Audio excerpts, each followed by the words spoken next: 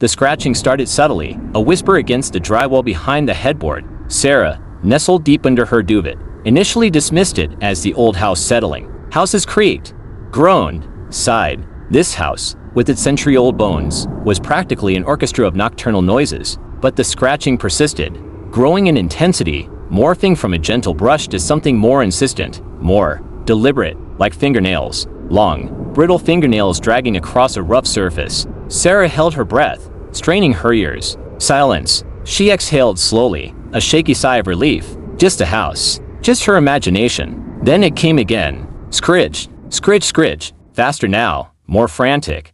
Emanating not just from behind the headboard, but seemingly from within the walls themselves. It vibrated through the very structure of the room, a low, unsettling hum that resonated in her teeth. Her heart began to hammer against her ribs. She sat up in bed, pulling the duvet tight around her. The room was dark, lit only by the faint, sickly yellow glow of the streetlight filtering through the gaps in her curtains. "Hello," she whispered, her voice barely audible above the frantic drumming of her own pulse. Silence. Only the faint, distant drone of traffic and the pounding in her ears. She told herself it was mice. Mice in the walls. That was it. Perfectly rational. Annoying.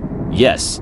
Potentially problematic. But not horrifying. She switched on the bedside lamp, the sudden burst of light startling her. The small room sprang into being. Faded floral wallpaper, antique furniture draped in shadows, the unsettlingly blank stare of the porcelain doll on her dresser. Everything seemed perfectly ordinary, except for the scratching. It had stopped again. A knees coiled in her stomach, cold and tight. She swung her legs out of bed, her bare feet landing on the cold wooden floor. Every creak of the floorboards seemed amplified in the oppressive silence that followed the scratching. She tiptoed towards the wall, her hand outstretched. As her fingers brushed against the cool, textured surface of the wallpaper, the scratching started again, directly beneath her touch. Scritch, scritch, scritch. Louder now, angrier.